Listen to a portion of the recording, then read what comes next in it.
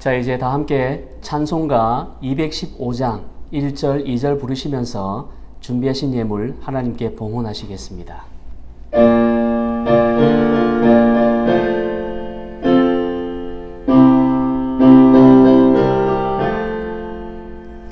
내 죄 속해 주신 주께 힘과 정성 다하니 나의 온갖 언행 심사 주를 위한 것일세. 내게 있는 모든 것을 주를 위해 바치리. 내게 있는 모든 것을 주를 위해 바치리. 나의 손과 발을 들여 주의 명령 행하고 오직 주만 바라보며 주만 찬양하겠네. 항상 주를 찬송하며 이 몸 바치오리다. 항상 주를 찬송하며 이 몸 바치오리다.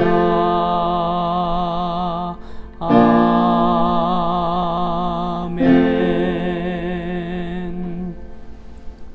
사랑과 은혜가 풍성하신 아버지 하나님, 오늘도 거룩한 주일을 맞이하여 주님의 전에 나올 때에 우리가 빈손과 빈 마음으로 나오지 않고 우리의 물질의 일부를 구별하여 하나님께 나왔습니다. 드린 모든 심령마다 하나님 기뻐 받으시고 이 물질이 쓰여지는 곳에 오직 하나님의 영광만이 드러날 수 있도록 인도하여 주시옵소서. 감사드리며 예수 그리스도 이름으로 기도드립니다. 자, 오늘 하나님께서 저희 교회 주신 말씀은 이사야서 55장 8절과 9절 말씀입니다. 이사야서 55장 8절 9절 말씀. 자, 우리 다 같이 한 목소리로 함께 봉독하시겠습니다. 이는 내 생각이 너희의 생각과 다르며 내 길은 너희의 길과 다름이니라. 여호와의 말씀이니라. 이는 하늘이 땅보다 높음같이 내 길은 너희의 길보다 높으며 내 생각은 너희의 생각보다 높음이니라. 아멘. 자, 우리 성도님들 한 주간 잘 지내셨습니까? 제가 아직까지 이제 완전히 이사하지 못한 그런 상황에서 이렇게 영상으로 뵙게 되는 게 참 한편으로는 또 감사하지만 또 한편으로는 이런 시간이 좀 빨리 지나갔으면 좋겠다. 그 마음뿐입니다. 이런 때에 또 교회의 자리를 또 열심히 우리 지켜주신 그리고 또 예배를 드리시는 분들께 정말 진심으로 감사를 드립니다. 조금만 잘 견뎌주시기를 바라고 또 하나님께서 우리의 이런 상황을 아시기 때문에 반드시 좋은 날들을 우리에게 보게 해 주실 줄 믿습니다. 오늘도 예배에 참여하신 여러분들을 진심으로 축하하고 또 감사를 드립니다. 그리고 요즘 이제 방학에다가 휴가 시즌이라 출타가 많지요. 내일은 또 우리 독립기념일인데요. 우리 성도님들 어디를 가더라도 항상 우리 주님이 동행하시고 뜻깊은 시간이 되시기를 바랍니다.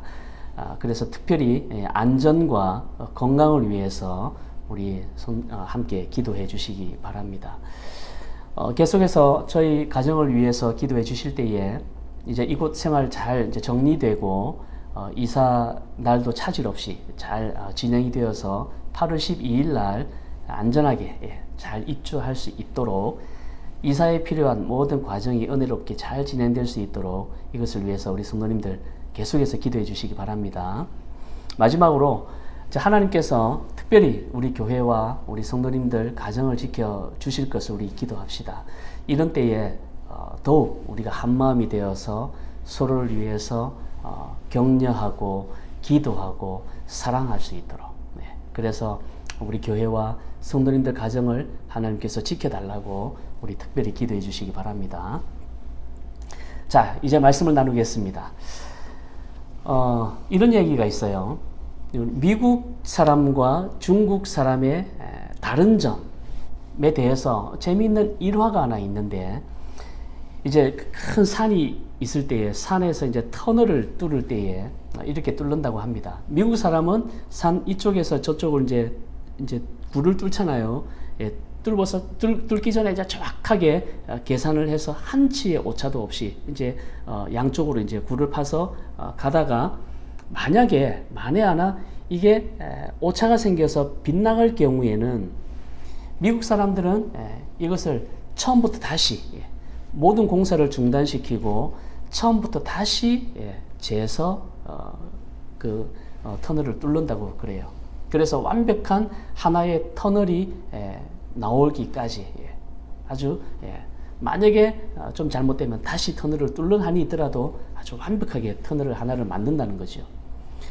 반면에 이제 중국은 양쪽에서 터널을 뚫고 들어오는데 만약에 이게 안 맞아가지고 오차가 생겨서 빗나가면 아예 그냥 공사를 중단하는 것이 아니라 계속 뚫어서 두 개를 만든다는 거죠.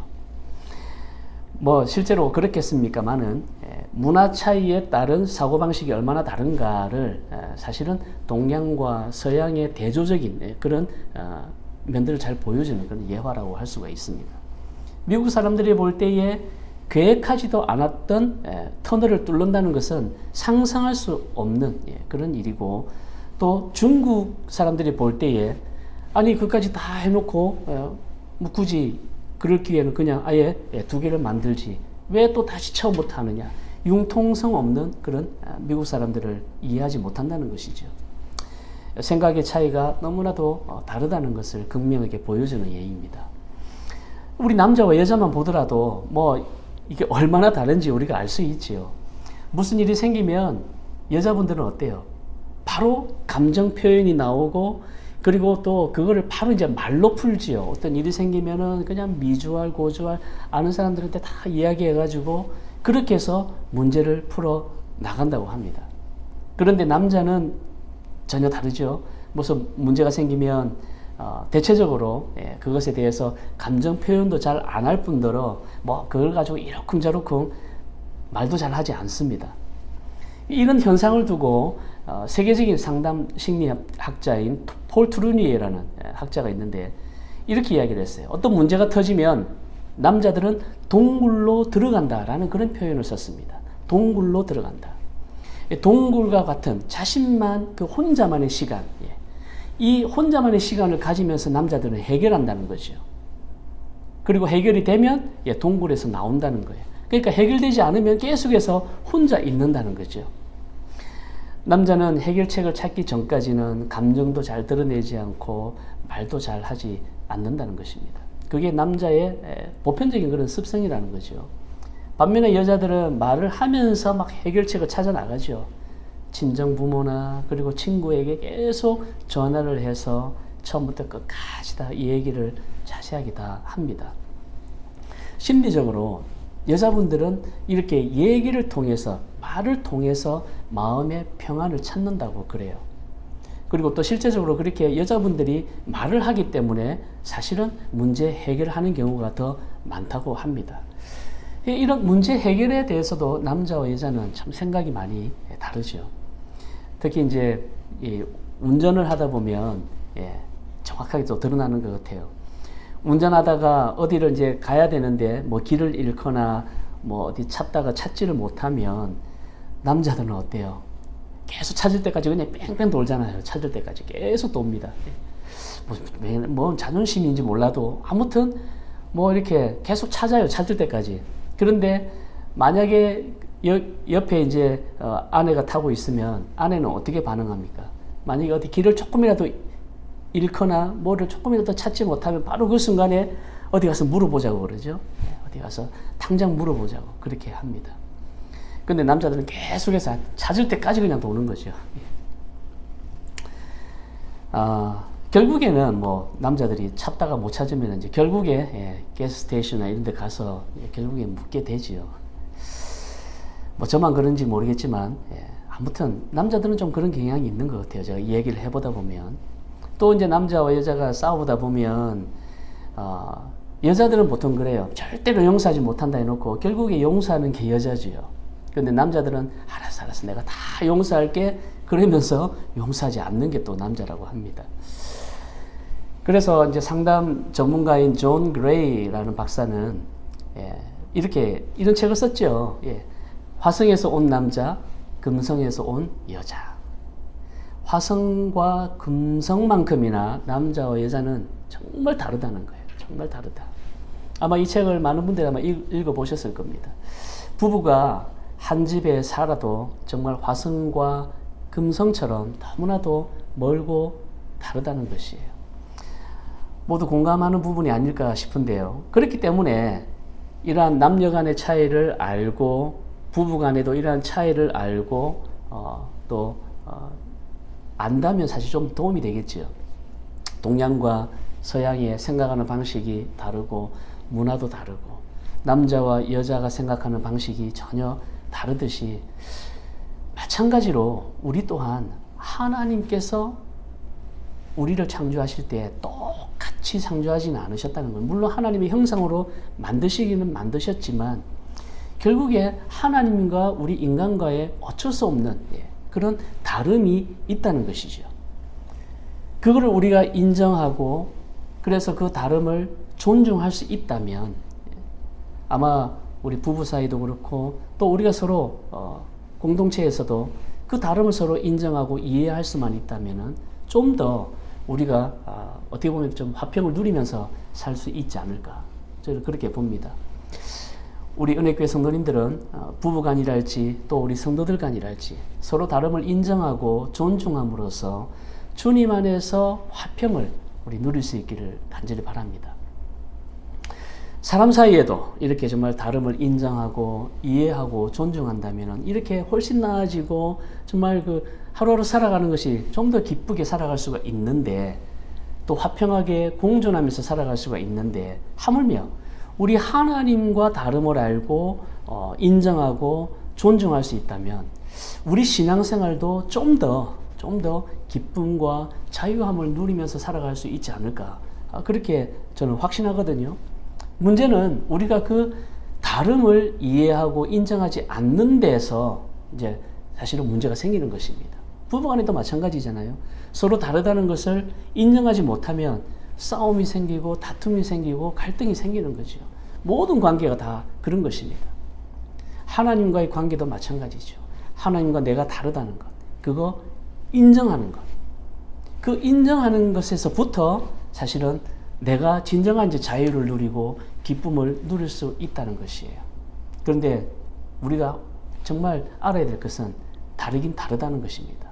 하나님과 내가 분명히 다르다는 것이에요. 하나님은 이 부분에 대해서 아주 단호하게 말씀하시는죠. 우리 아까 읽었지만 본문 8절을 다시 보시면 이는 내 생각이 너희의 생각과 다르며 내 길은 너희의 길과 다름이니라. 여호와의 말씀이니라. 하나님은 우리에게 아주 분명하게 말씀하셨습니다. 내 생각이 너희의 생각과 다르다. 다르다. 내 길은 너희 길과 다르다. 그냥 비슷하다. 뭐 이것도 아니에요. 뭐 완전히 다르다라고 지금 말씀하고 있는 거예요. 근데 여기 이제 다르다는 이 말이 사실 굉장히 강한 부정어예요. 강한 부정어. 다른 말로 표현하면 아니다라는 말입니다. 아니다. 즉 내 생각은 너희 생각이 아니다. 너희 생각이 아니다. 내 길은 너희의 길과 다르다. 이거는 내 길은 너희 길이 아니다. 아니다. 그러니까 다르다는 표현보다 아니다라고 했을 때는 이게 좀 더 강하게 다가오죠. 나는 이렇게 생각하는데 하나님은 아니야. 네 생각 아니야. 내 길은 이 길이 맞다라고 지금 가고 있는데 하나님은 이 길 아니야. 이렇게 지금 말씀하고 있다는 거예요. 자, 우리가 이러한 하나님의 속성을 엿볼 수 있는 장면이 어디에서 우리가 볼 수 있냐면 바로 출애굽 사건입니다. 출애굽 사건. 400년 동안 이제 그 이집트의 종노릇 하다가 이제 모세를 통해서 그 이집트를 탈출하잖아요. 그리고 이제 가나안으로 가는 그 여정에 사실은요, 그 당시에 이집트에서 가나안으로 가는 그 루트가 당시 일반적으로 알려져 있는 세 가지 루트가 있습니다. 그냥 그 길은 아니고요. 많은 사람들이 보편적으로 다니는, 그 당시에 가장 잘 알려진 세 가지 길이 있었는데, 첫 번째가 제일 위쪽에 있는 그 해안을 따라가는, 보통 그래서 이제 해안선이라고 하는데, 제일 그 해안선이 가장 사실은 빨리 도착할 수 있는 숄컷이에요. 해안선. 그런데 거기에는 사실 가나안에 가기 전에 블레셋이라는 족속이 있기 때문에 사실은 그 또 블레셋 길이라고도 그렇게 명을 합니다. 어쨌든 해안선 길, 블레셋 길, 이게 사실은 이집트에서 가나안으로 갈 수 있는 가장 빠른 길이고, 그 다음에 가데스 바네아라는 곳으로 가는 수르 길이 있습니다. 수르 광야를 통과하는 수르 길이 있는데, 그 길도 사실은 굉장히 빨리 갈 수 있는 길이에요. 우리 가데스 바네아 하면은 모세가 가나안을 정탐하기 위해서 12명의 정탐꾼을 보냈던 곳으로 유명하죠. 그러니까 그 12명의 정탐꾼을 보냈다는 것은 결국 무슨 말이냐면 바로 가나안 턱 밑에 있다는 것이에요. 그래서 이집트에서 가데스 바네아로 수르 광야를 통과하면 바로 갈 수 있는 거리입니다. 그 거리가 또 두 번째로 알려진 그런 루트였어요. 그 다음에 세 번째는 그 바로 밑에 있는 또 세일산 길이라고 해서 항구에 있는 에시온 게벨이라는 항구로 가는 길입니다. 자, 이집트에서 가나안으로 가는 세 개의 루트, 해안길, 그리고 수르길, 세일산길. 모세는 40년 동안 사실은 이집트의 왕자로 있었죠. 이집트의 왕자로 있으면서 주변 정세도 많이 배웠을 것이고 충분히 알 것입니다. 그리고 또 40년간은 미디안 광야에서 목동 생활을 했기 때문에 사실은 모세가 그 지역을 훤히 알고 있는 그런 지형이에요. 그렇다면 모세도 일반적으로 하나님이 이스라엘을 출애굽시켰을 때에는 분명히 해안길 아니면 수르길 아니면 세일산 길로 인도할 것이다. 왜냐하면 그 길로 사람들이 많이 왕래하고 상인들이나 또 군인들이 군사적 용도나 또 상업적 용도로 많이 다니던 실크로드와 같은 그런 길이기 때문에 다른 길은 없었어요. 땅이라고 다 길은 아닌 것입니다. 그 당시에 많은 사람들이 다니던 그 세 가지 루트, 모세도 당연히 생각했겠죠. 그런데 어땠어요? 하나님은 그 길로 인도하지 않았다는 거예요. 그거는 출애굽 초반부터 알 수가 있죠. 출애굽 초반기에 바로 딱 맞닥뜨린 곳이 바로 홍해였습니다. 바다였어요. 전혀 길이 아닌 바다로 인도하셨다는 거예요. 눈앞에 홍해가 보였을 때에 모두가 절망하고 그랬죠. 모세도 아주 의아했을 거예요. 하나님께 원망하진 않았지만 하나님이 왜 이리로 인도하셨을까? 이 분명히 내가 알고 있는 길이 아닌데, 우리가 흔히 다니는 그런 길이 아닌데 왜 하나님은 이 길로 인도하셨을까? 이것만 보더라도 하나님은 정말 전혀 다른, 생각도 다르고 길도 다르다는 것을 알 수가 있죠. 우리 이사야서 43장 16절을 한번 보시기 바랍니다. 이사야서 43장 16절. 자, 여기에 보시면 이렇게 말씀하고 있죠. 나 여호와가 이같이 말하노라. 바다 가운데의 길을, 큰 물 가운데에 지름길을 내고. 이런 말씀 읽을 때마다 참 전능하신 하나님의 그 놀라운 그 능력을 정말 보게 됩니다. 여러분, 홍해를 갈라서 그 사이로 길을 만들 거라고 누가 상상이나 했겠어요? 우리에게는 길이 없어도 하나님에게는 다 그게 길인 것입니다. 하나님이 내시면 그게 길인 거예요. 홍해뿐만 아니라 그 후 시내산으로 또 가잖아요. 흔히 사람들이 알고 있는 그 길로 인도하시지 않고 하나님은 하나님께서 새로 만드신 그 길로 인도하셨다는 거예요. 이것은 당시의 모든 사람들의 일반적인 관념을 깨는 것이었습니다. 이처럼 하나님은 우리와 생각이 다르고 전혀 다르고 길도 전혀 다른데 이런 하나님을 우리가 이해하지 못하고 인정하지 못하면 어때요? 계속 스트러글하게 돼 있어요. 하나님을 불평하게 되고 원망하게 되고 그러면은 우리가 살아가면서 진정한 기쁨과 자유를 누리지 못한다는 거예요. 이스라엘 백성들이 그랬잖아요. 뭐 조금만 목마르면은 막 불평하고 조금만 힘들면 모세에게 대어들고 조금만 배고프거나 또 위험하면은 하나님을 그냥 원망하고 그랬던 것이에요. 왜 그랬습니까? 나와 하나님이 다르다는 것을 인정하지 못했기 때문에, 이해하지 못하기 때문에 그런 거예요. 만약에 하나님의 다름을 이해하고 인정했다면 사실은 뭐 불평했다가도 금방 뭔가 하나님의 또 뜻이 있겠지 이렇게 받아들일 수가 있잖아요. 그리고 또 오히려 그런 상황에서도 감사와 기쁨을 하나님께 드릴 수가 있는 것입니다. 사람과의 관계도 마찬가지인 것 같아요. 서로 다름을 이해하지 못하고 인정하지 못하면 그냥 별거 아닌 거 가지고 결국에는 그게 문제가 되고 서로 불평하고 원망하고 그러면서 싸우고 갈등이 되는 것이죠. 삶이 재밌겠어요? 그렇지가 않죠. 행복하지도 않겠죠. 반대로 우리가 또 서로 다름을 잘 이해하고 인정하고 서로 다름에 대해서 존중할 수 있다면 웬만한 문제거리가 안 될 거예요. 문제가 문제거리로 커지지 않을 거예요. 그러면 어때요? 불평도 줄어들고 원망도 줄어들고 시기하고 다툼 이런 것들이 많이 줄어들겠죠. 그렇게 사는 것이 결국 우리가 어떻게 보면은 우리의 삶을 좀 더 행복하게 사는 비결이 아닌가 그렇게 생각을 합니다. 지금 나의 삶이 내 생각대로 되지 않고 내 길과 맞지 않다 할지라도 나와 다른 그 하나님을 우리가 인정한다면 사실은 좀 크게 실망하지 않을 수 있고 낭망하거나 절망하지 않을 수가 있다는 것입니다. 여러분, 이건 정말 분명한 사실이에요. 오히려 하나님이 나와 다르다는 그 사실 때문에 우리는 사실 감사해야 됩니다. 하나님과 나와 다르다는 것이 얼마나 다행인지 우리가 깨달아야 된다는 것이에요. 왜? 이제 9절에 나오죠. 오늘 본문 9절 한번 보시기 바랍니다. 왜 하나님과 나와 다르다는 것이 정말 다행이고 감사한 것인지 9절 우리 함께 읽겠습니다. 시작. 이는 하늘이 땅보다 높음같이 내 길은 너희의 길보다 높으며 내 생각은 너희의 생각보다 높음이니라.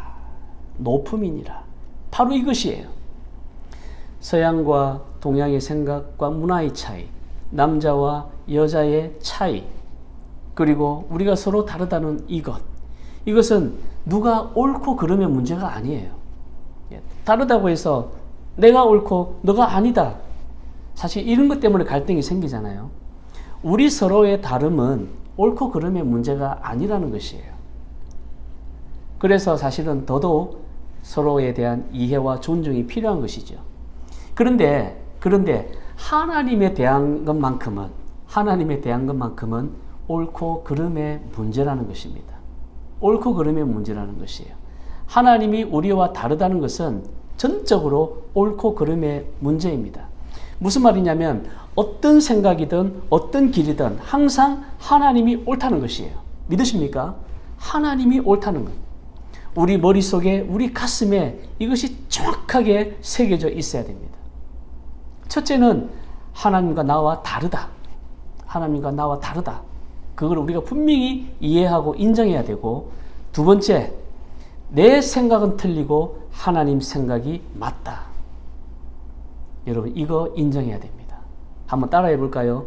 내 생각은 틀리고 하나님 생각은 맞습니다. 내 길은 틀리고 하나님 길만이 맞습니다. 우리가 이런 마음을 가져야 돼요. 나는 틀리고 하나님은 옳습니다. 하나님이 항상 맞습니다. 성경의 이 출애굽 사건만 봐도 하나님 생각과 하나님의 길이 얼마나 다른지 우리가 분명히 보았죠. 그리고 그 다름을 인정해야 불평과 원망이 줄어들고 감사와 기쁨이 생겨나는 것입니다.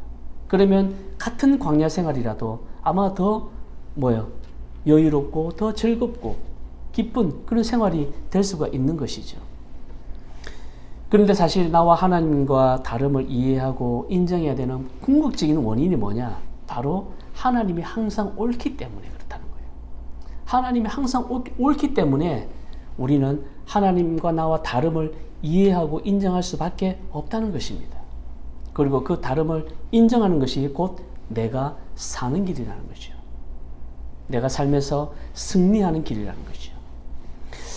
우리가 여호수아에 보면은 여리고 사건이 있습니다. 우리가 너무나 잘 아는 사건이죠. 구약에서 가장 이해하기 힘든 전쟁이라면은 바로 이 여리고 전쟁입니다. 이 전쟁은 워낙 유명해서 고대 근동 그 지방에 있는 어떤 문서에서도 기록되어 있어요.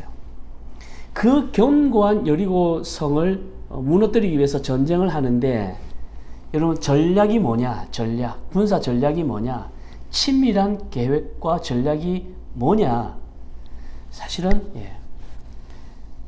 우리가 성경에 읽어봐서 잘 알겠지만 그 전략이라고 하는 것이 6일 동안 매일 한 바퀴씩 여리고성을 돌고 마지막 7일째에는 7번 도는 것. 총 13번을 도는 것이었어요. 그냥 도는 것이에요. 빙빙 도는 것이에요. 그리고 마지막 7째 날에는 일제히 함성을 지르는 것입니다. 여러분 이게 군사학적으로 말도 안 되죠. 전술도 아니고 이게 여러분 사람의 목숨이 왔다 갔다 하는 문제인데 어떻게 이런 전략과 전술로 여리고 전쟁에 나갑니까? 도저히 이해할 수 없죠. 내가 만약에 군사령관이라면 정말 내 밑에 수많은 그 목숨이 달려 있는데 여러분 이런 전략과 전술을 쓰겠습니까? 내 생각이라면, 내 방법이라면 하겠어요? 아니죠. 그런데 하나님은 이렇게 하라는 거예요. 이렇게 하라는 것입니다. 총사령관인 여호수아가 분명히 자신의 생각이 있었겠지만 그러나 자신의 생각을 다 내려놓고 하나님 뜻에 순종합니다. 하나님 생각에 결국 순종하죠. 그런데 놀랍게 하나님의 생각에 순종했더니 어떻게 됐어요? 여리고성이 무너졌죠. 고함을 지를 때에 여리고성이, 그 견고한 여리고성이 무너졌습니다. 이스라엘 백성들은 손에 피 한 방울 묻히지 않고 전쟁에서 승리하게 된 것이죠. 하나님은 바로 이렇습니다. 우리의 생각과 다르다는 거예요. 전혀 다르다는 거예요. 그런데 결국에는 뭐예요? 하나님이 옳았다는 것입니다. 하나님의 생각대로 했더니 승리하더라는 거죠.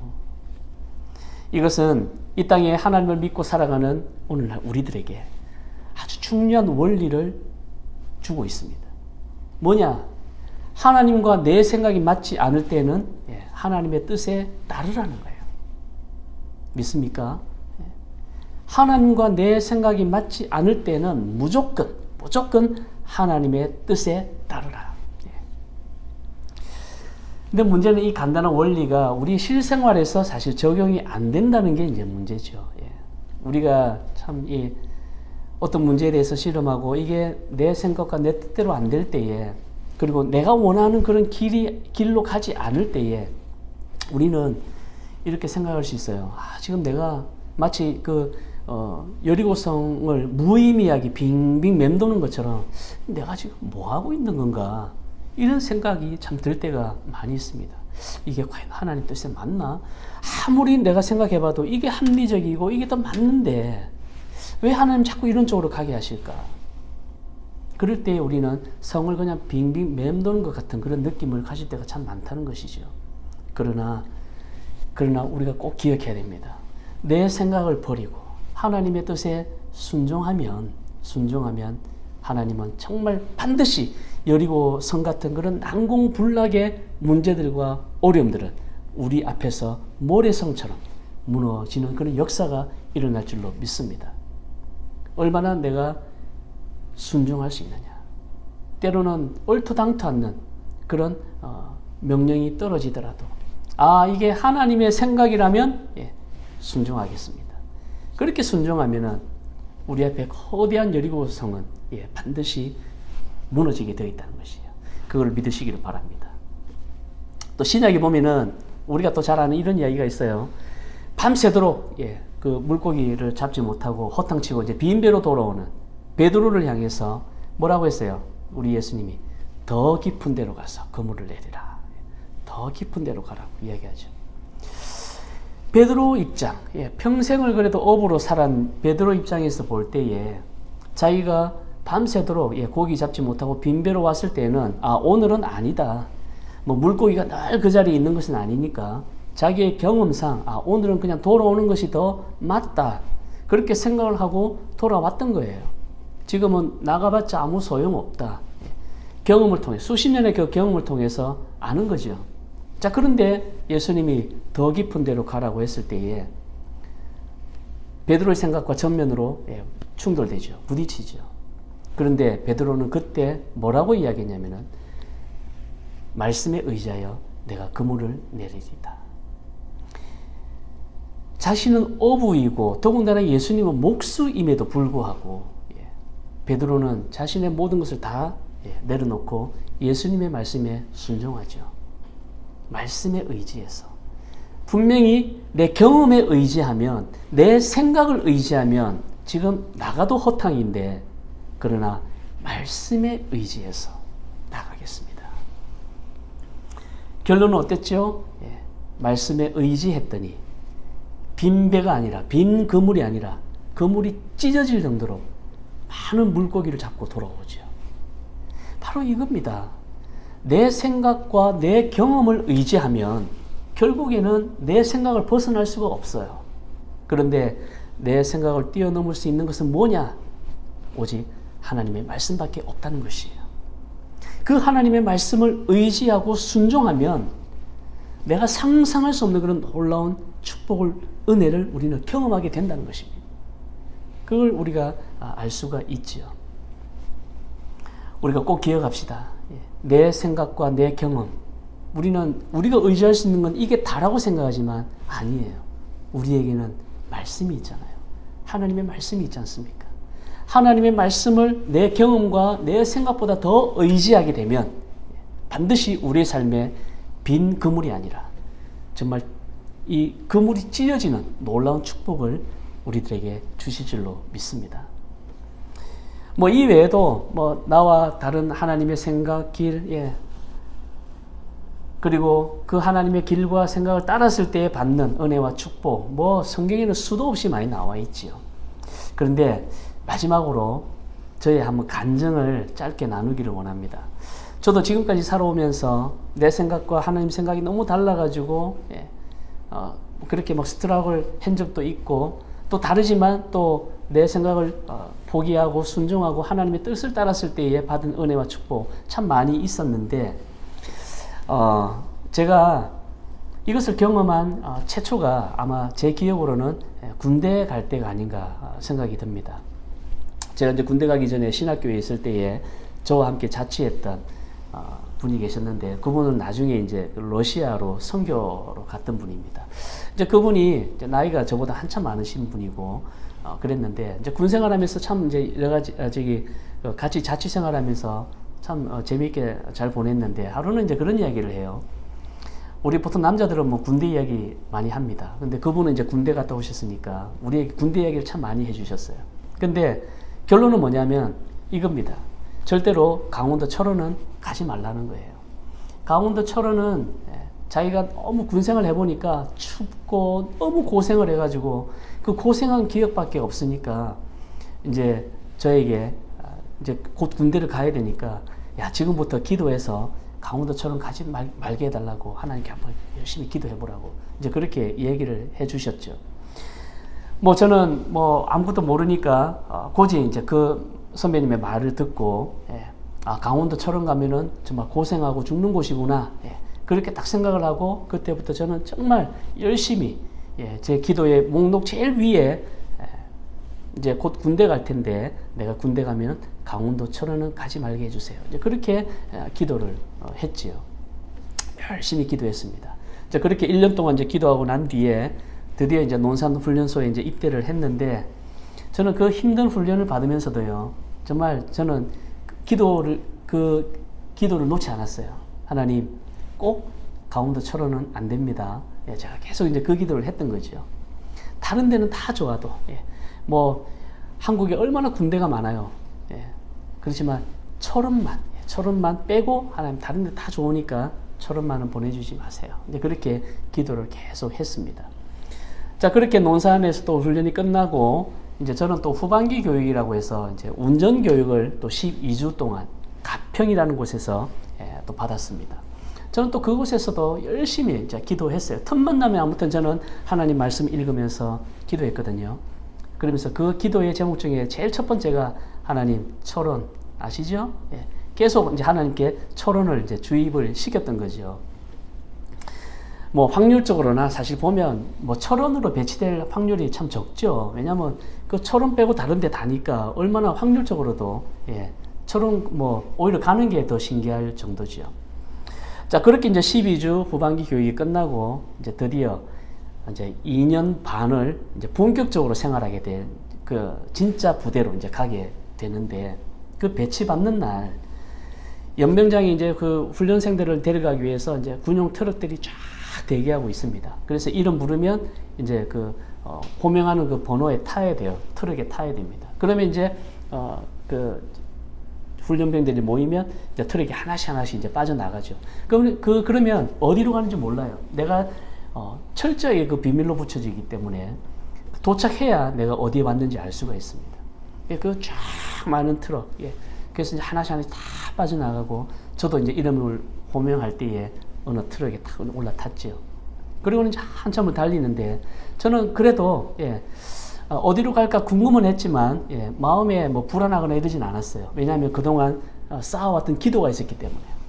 그래서 아주 마음이 조금 여유가 있었습니다. 그리고 확신도 있었어요. 하나님, 철원 아닙니다.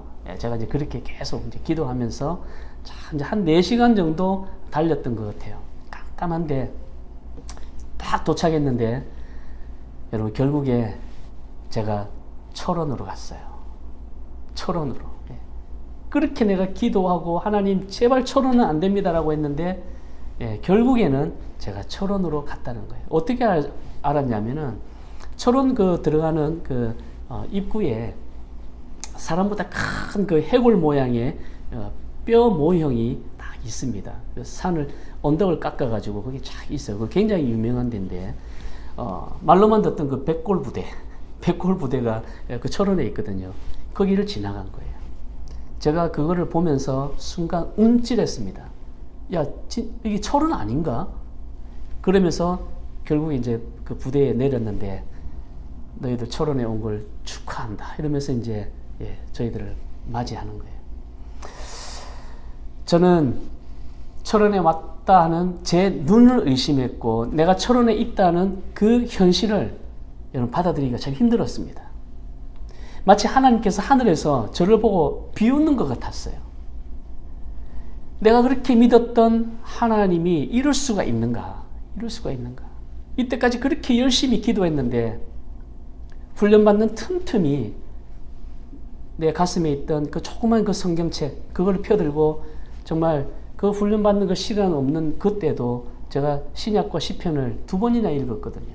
그러면서도 정말 하나님께 기도하는 그런 내가 열심을 보여줬는데, 하나님 어떻게 나를 이렇게 철원으로 보내줄 수 있습니까? 야, 제가 지금은 뭐 웃으면서 얘기할 수 있지만 그 당시에는 정말 심각했어요. 심각했습니다. 제가 신학교 다녔지만 정말 하나님 믿고 싶지 않을 정도로 제가 하나님께 불평하고 막 원망을 했습니다. 그래서 나의 기도를 거절했다는 그런 상실감, 거절감, 이것 때문에 사실 한동안 좀 힘들었어요. 그런데 4개월 후에 하나님은 내가 그토록 가기 싫어했던 바로 그 철원으로 나를 보내주신 그 이유를 제가 알게 됐지요. 제가 그곳으로 간 지 4개월 만에 저는 사단 군종으로 착출이 되었습니다. 뭐 군종이라면은 여러분 아마 좀 생소할 수도 있는데, 쉽게 말하면 군에서 이제 교회를 섬기는 그런 특별 그 보직을 이제 받는 거죠. 그래서 이게 이제 군종도 이제 직급이 있는데 제일 높은 이제 군종이 사단 군종입니다. 그래서 사단 군종은 모든 이제 훈련이나 이런 데서 열애가 되고 오직 이제 그 군목과 함께 이제 교회 생활을 하는데 저는 좀 특별한 경우인데요. 사단 군종이면서도 저는 이제 군목과 함께 부대에서 생활한 것이 아니라 부대 밖에 있는 교회로 파견 나가서 마을 주민들과 함께 살았어요. 그래서 2년 동안 정말 그 농촌 목회를 경험을 했던 거죠. 이런 데는 아마 그 우리 한국에 있는 전 군을 통틀어서도 아마 이런 거는 없을 거예요. 군종이 부대 밖에 나가서 그 다음에 그 민간인들과 함께 생활하면서 그 교회를 쉽게 말하면 이제 그 민간인들을 돌보는 그런 역할을 받은 거죠. 그리고 물론 이제 군인들도 예배 드리러 오는 군인들도 제가 물론 이제 케어를 해야 되고요. 그런 특별한 어떤 그런 임무를 받았던 것입니다. 알고 보니까 그 사단군종 되기 위해서는 4,000분의 1의 경쟁을 뚫어야 된다고 하더라고요. 저는 4,000분의 1을 제가 노력한 것도 아니고 나중에 차차 이제 제가 군생활 2년 그 군종으로 있으면서 참 많은 그리고 또 재미있는 그런 일들도 많았고 간증들도 많았는데요.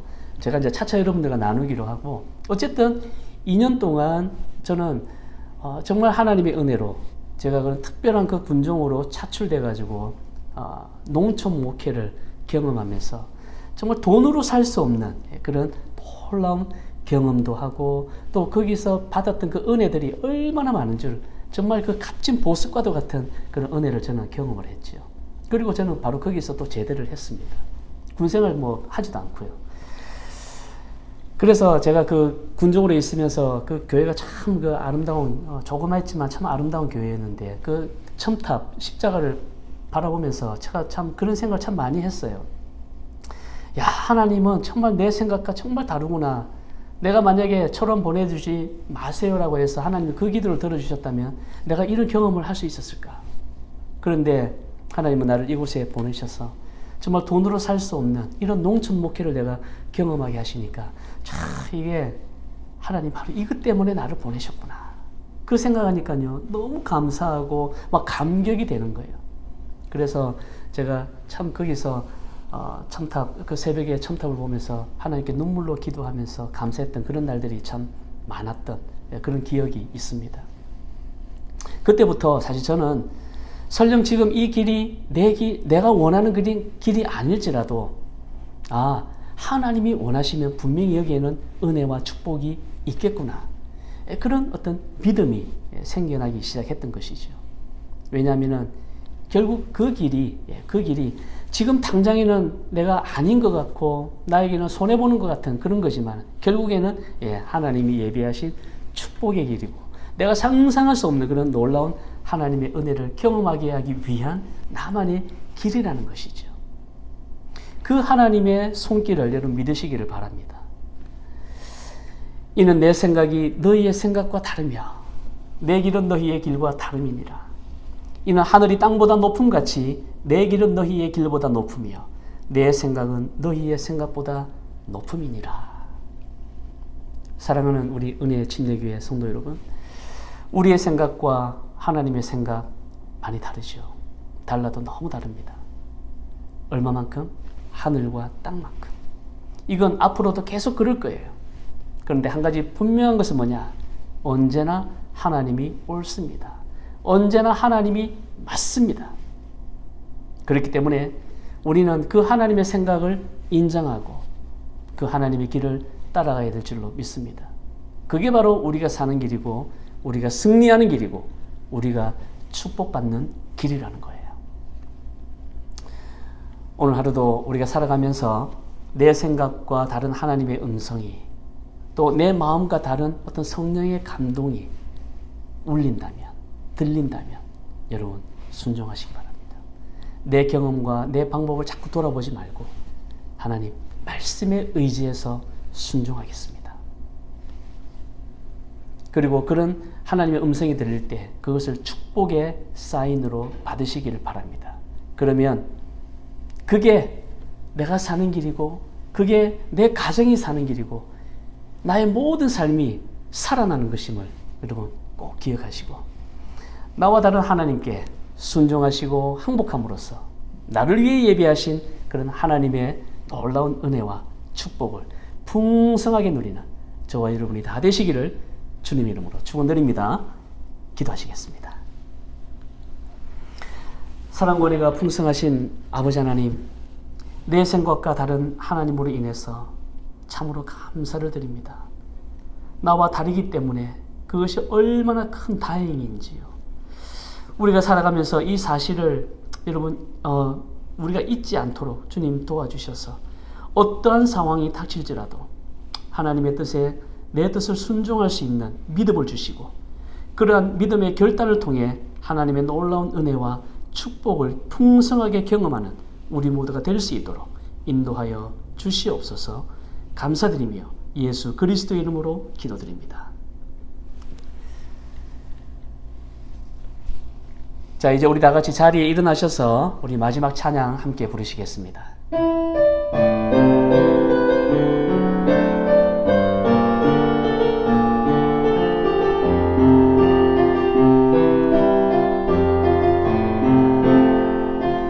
이 세상을 살아가는 동안에 나의 힘을 의지할 수 없으니 기도하고 낙심하지 말 것은 주께서 참 소망이 되심이라. 하나님의 꿈이 나의 비전이 되고 예수님의 성품이 나의 인격이 되고 성령님의 권능이 나의 능력이 되길 원하고 바라고 기도합니다. 주의 길을 걸어가는 동안에 주의 길을 걸어가는 동안에 세상의 것 의지할 수 없으니 감사하고 낙심하지 말 것은 주께서 참 기쁨이 되심이라. 하나님의 꿈이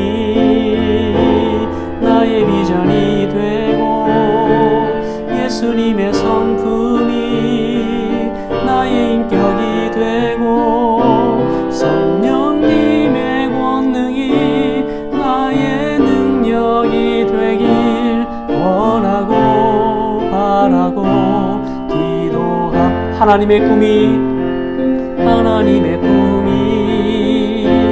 나의 비전이 되고 예수님의 성품이 나의 인격이 되고 성령님의 권능이 나의 능력이 되길 원하고 바라고 기도합니다.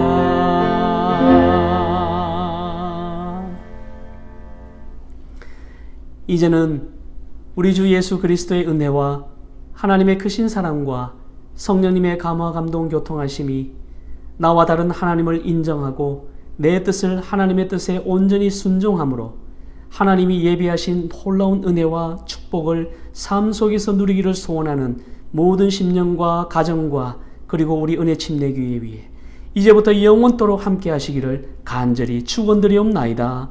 아멘.